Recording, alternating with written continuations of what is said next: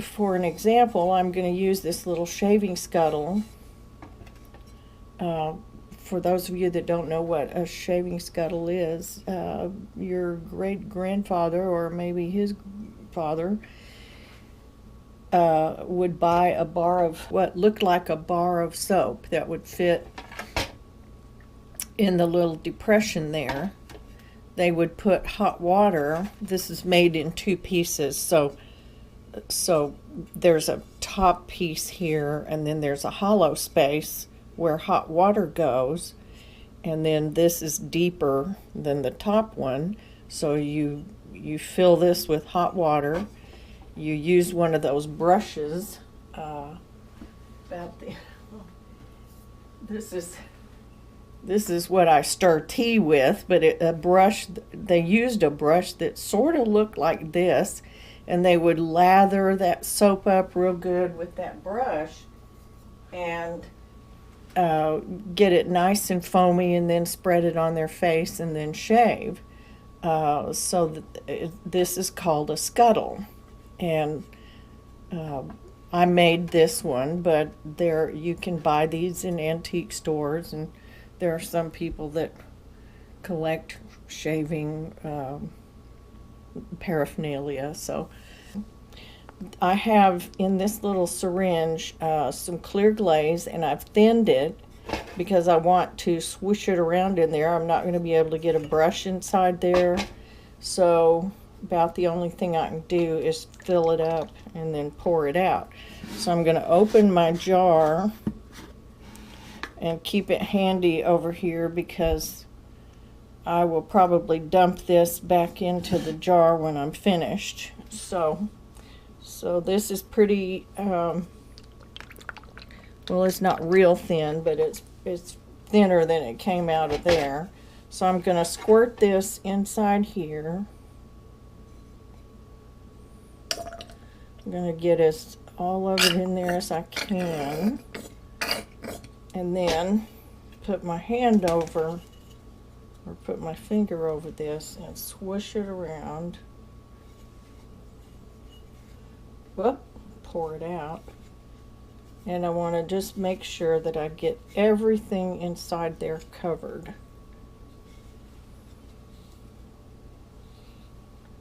I'm being kind of messy about it because I'm trying to avoid knocking the camera down. So then I'm going to pour what's left back into the jar.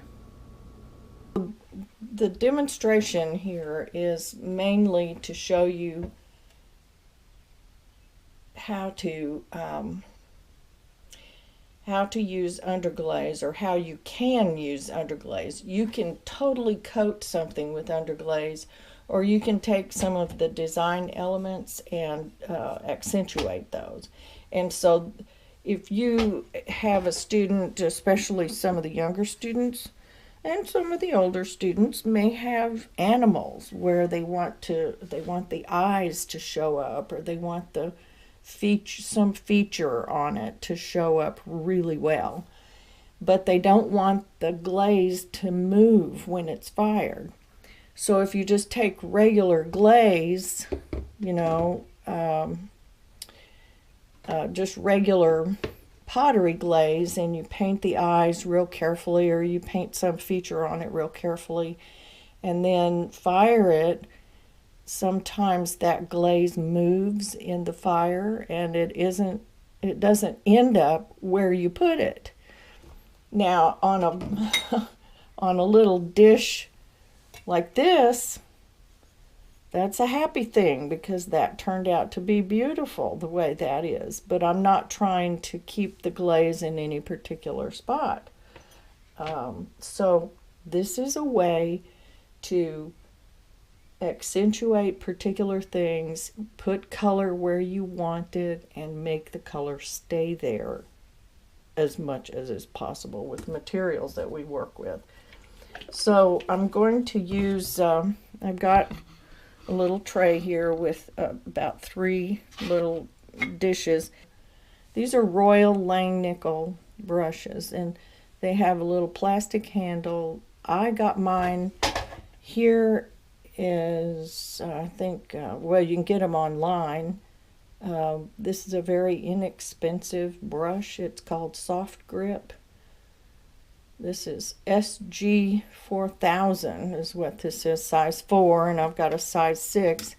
This is a short handle brush, and this brush right here would be considered a long handle brush. So you can see you've got about 4 more inches or so on there.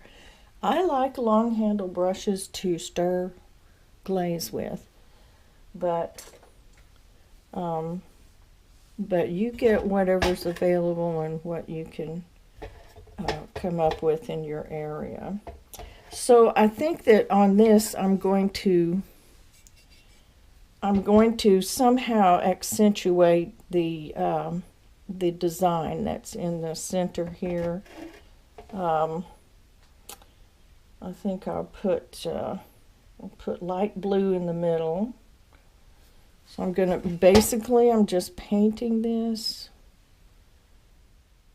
and you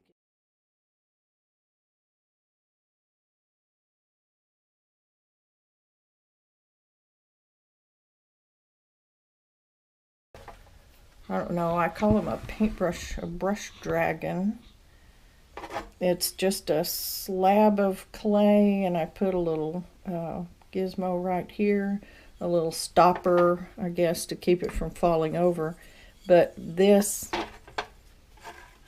holds my brushes when they have paint on the end of it, and then I can just set it aside and come back to it without having to rinse my brush. And it saves time and probably saves a brush load or two of paint or glaze. So I can stick that right over here and just let it sit there while I grab another brush, a clean one, and use it in the next color.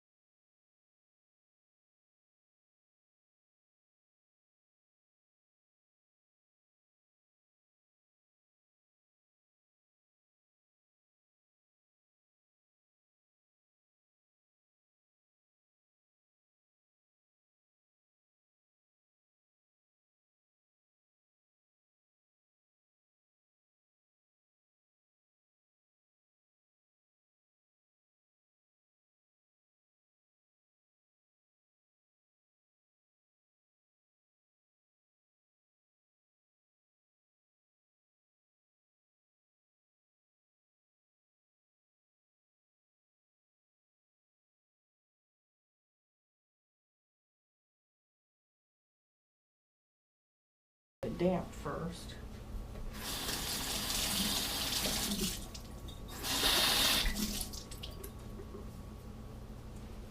So I got it wet, and I'm gonna just kind of squeeze it like that and stick it in the stuff, in the underglaze, and then this is kind of important.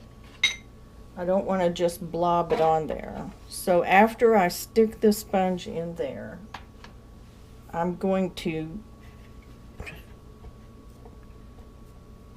test it out somewhere. So there's the first, let's see. Whoop. So here's where I'd put it first. Then that was a second one, that was a second one. So this kind of an effect is what I'm after out here. So I'm going to take the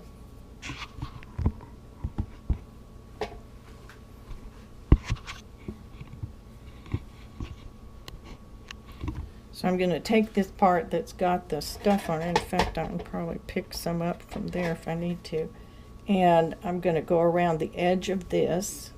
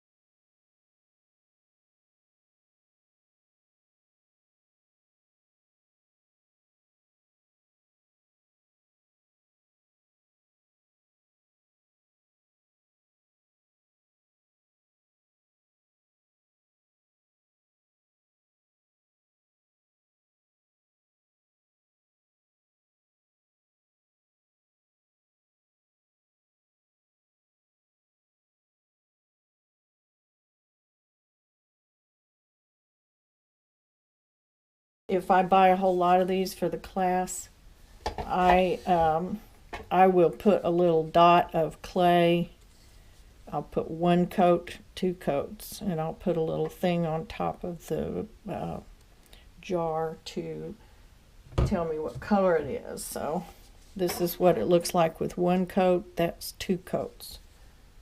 On my other glazes, for classroom purposes, I would put a little sample on top of these other jars as well, because that really helps students figure out what color it is without opening the jar, because they never put the lids back on well. And then somebody else comes along and they shake it up because they're going to use it. Instead of stirring, they would shake it, and they would paint the entire room with it.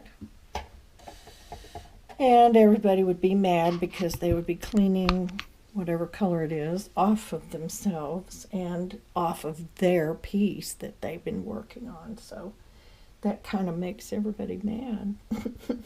Not good. Okay, I need a clean brush. Let's see. This could be a skinny. Now I've got one of these little brushes that's pretty skinny, and so that might work for this. I need to get that up a little higher though. Let me put it on top of this, if it'll fit. Now the reason I'm putting that higher is because I need to be able to see it without bending over. Because if you're trying to do something precisely, you don't want to be standing on your head to do it. Now, if I had a little banding wheel that was, you know, one of those nice ones, I would just give that one twirl and it would go around and it would just keep going while I band this. But you could also put it on your pottery wheel. Oops, that's not going to work. You could also put it on your pottery wheel.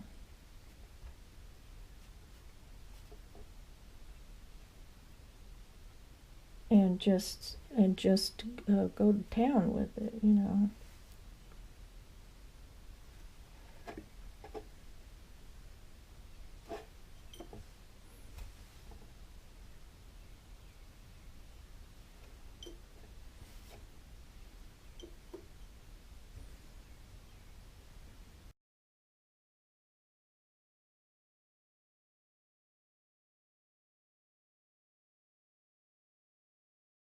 Actually used this before, but I put some light blue glaze in here and shook it up.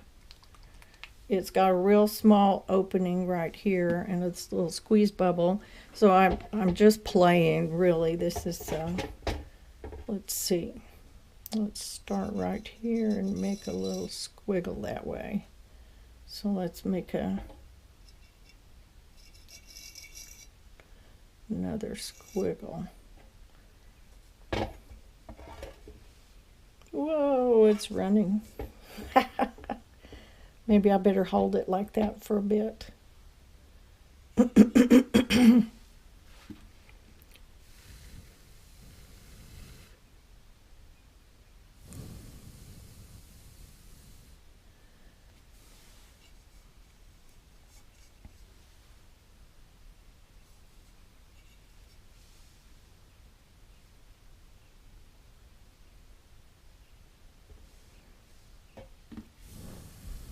I know, I need the fan. Probably, probably on this, I need a smaller opening thing on the end of it. Or maybe I'm squeezing too hard. I turned the ceiling fan on, so maybe that'll help.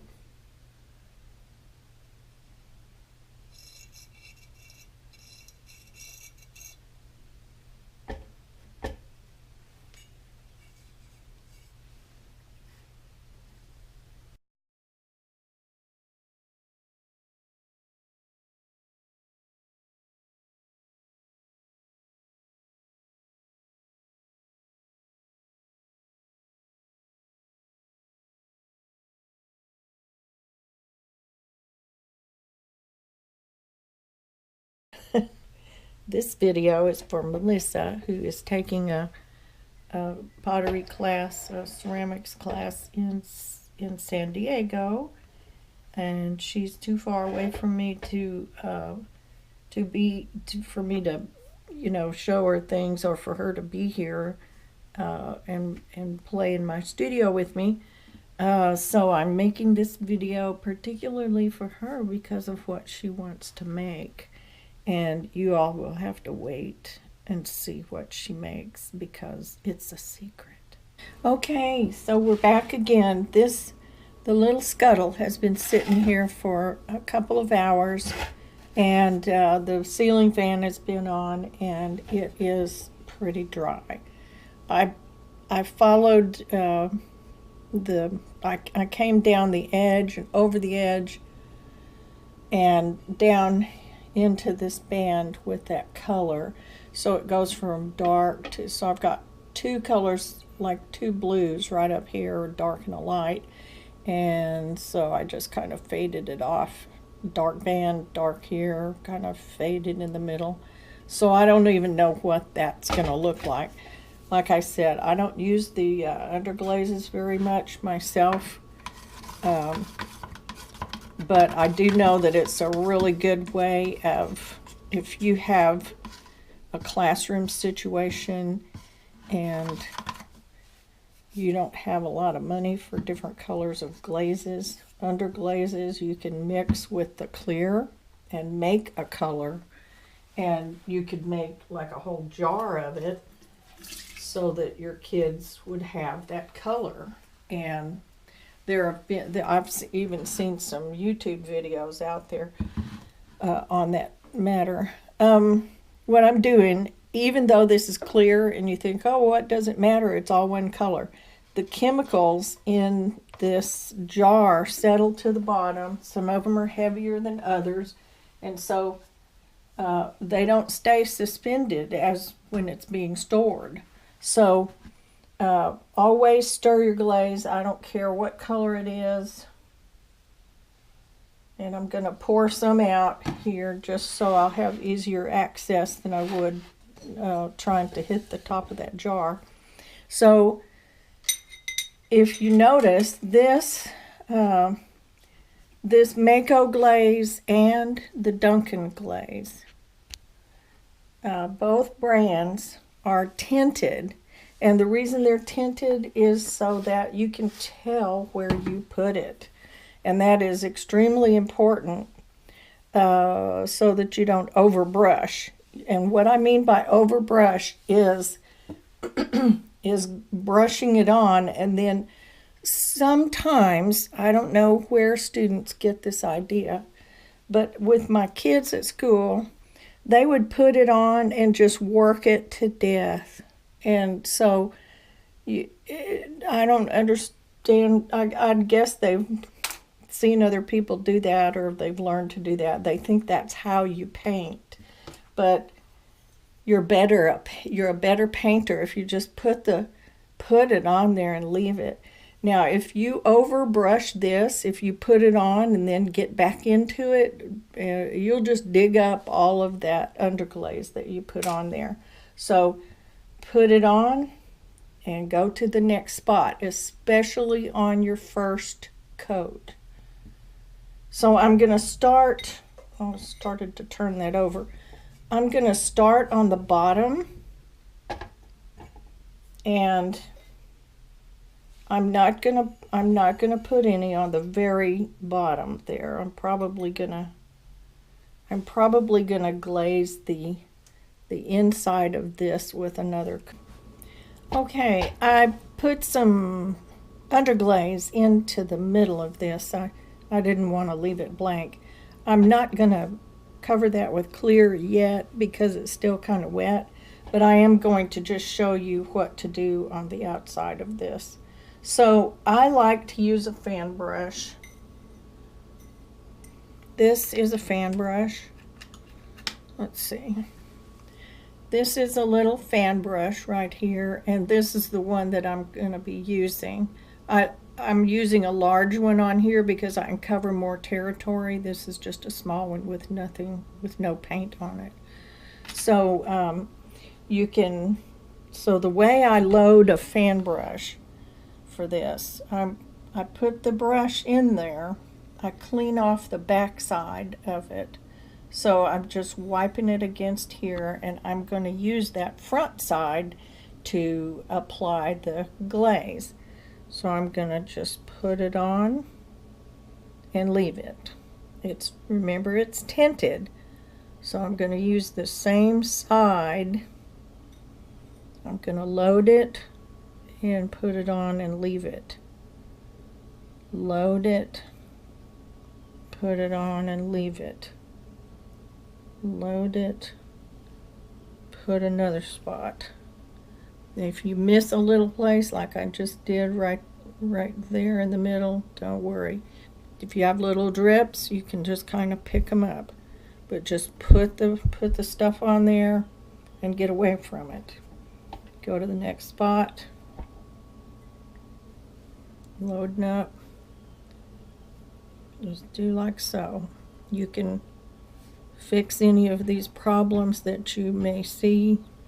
Don't fix them now.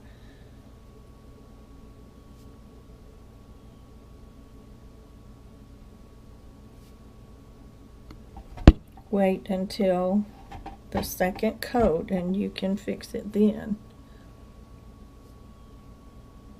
Now, even where it looks like you don't have any, you actually do.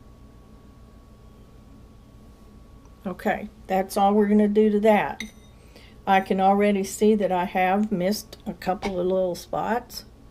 I'm not going to worry about it until I put the next coat on, because the next coat will be more protective of that. So, okay, I'm going to turn it over. Let's see if you're still in there. Yeah. It's running just a little bit, but it shouldn't cause the underglaze to move. So I'm going to clean this off.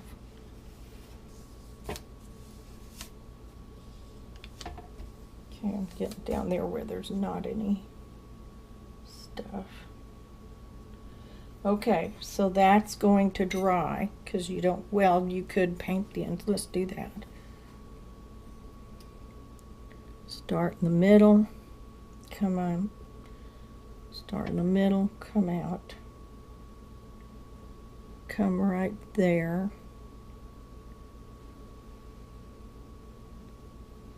And then you've got that little spot.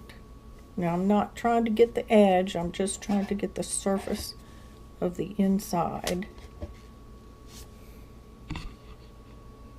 So you can see this part over here hasn't got any, and this does. So I'm going to come right through the middle of that. And then I've got that little triangular spot. If you let it sit there for very long, it will absorb the moisture out of this clear glaze. And the longer you let it sit there, the more, I guess, vulnerable might be the right word, the more vulnerable it will be to overbrushing. So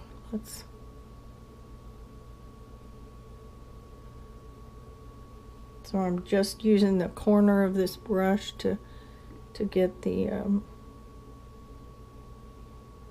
edge. Okay. So now I'm just going to lay my brush down. I'm going to go make some tea or something. It has pooled in the center, which is just fine, not a problem. It would probably pool in the center anyway. So we're going to just leave it, let it dry, and then you're going to come back and put another coat. Now if you were dipping this,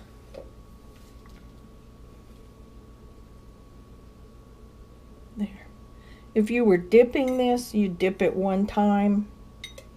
You'd just dip it once and that would probably be it. Dip it, hold it 1, 2, 3, and then pull it out. And that would probably be plenty. But brushing glaze is a little different. Just gonna make sure of that. Okay. So this is where somebody's an invisible person is holding my hand and telling me to get out of here while I still can. This is the Mako brand. It says to do 2 coats.